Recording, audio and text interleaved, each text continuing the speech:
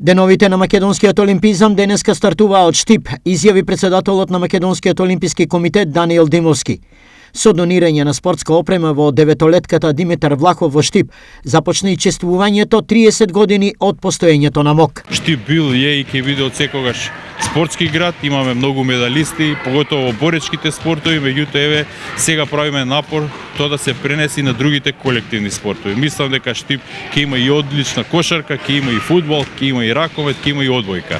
Мислам дека тоа вие го заслужувате, а ние сме тука да помагаме и да уживаме во вашите идни успеси. Со штипскиот градоначалник Иван Јорданов, Димевски денеска на учениците од спомнатата деветолетка им донира спортска опрема. Наша обврска како локална самоуправа е во наредниот период да ја подобриме спортската инфраструктура, да ги подобриме терените на кои што ќе спортуваат овие деца, училишната сала која што еве во една ваква состојба има потреба од реконструкција и јас се надевам дека ова ќе биде одлична можност за да се стимулираат и мотивираат најмладите генерации да спортуваат, да рекреираат и од нив да произлезат големи спортски имиња како што Штип е дал досега во минатото. Во рамките на одбележувањето на двата јубилеа се одржи и трибина за обука на спортски административни работници.